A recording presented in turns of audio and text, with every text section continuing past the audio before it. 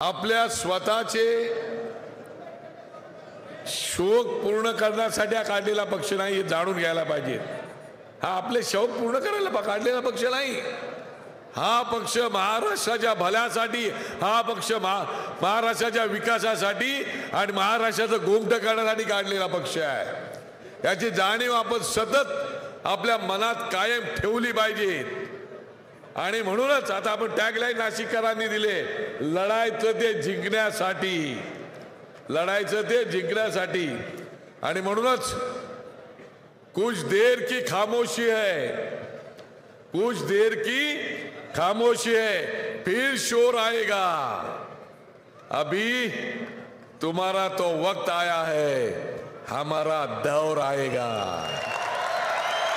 नाशिक मध्ये आहे 3 दिवस नाशिक मधला उत्साह पाहिल्यानंतर पहिलं स्वागत जे झालं ते पाहिल्यानंतर मी त्या सगळ्या कार्यकर्त्यांना म्हणालो की ज्यावेळेला पक्ष काढायचा होता त्यावेळेला साहेब आणि मी ज्यावेळेला मुंबईत बाहेर निघालो त्यावेळेला आमचा शहापूरला झालेलं स्वागत पाहिलं, त्याच्यानंतर दुसरं स्वागत हे नाशिककरांचं मी पाहिलं होता। तो दिवस मला आठवला की तेवढं उत्तम प्रकारचं स्वागत परवा पाहिल्यानंतर मला पूर्ण खात्री झाली कि आता नया दौर शुरू हो गया है।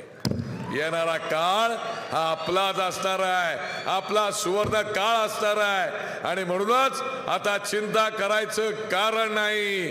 तुमच्या इथे स्वतः मगाशी सांगितल्याप्रमाणे लढाई लढण्याला आपल्याला दिशा देण्यासाठी कृष्णकुंजवरचा शिवतीर्थावरचा कृष्ण या ठिकाणी येणार आहे आणि तो तुम्हाला मार्गदर्शन करणार आहे। तुम्हाला सगळ्यांना या 18व्या वर्धापन दिनानिमित्त मनापासून खूप खूप शुभेच्छा।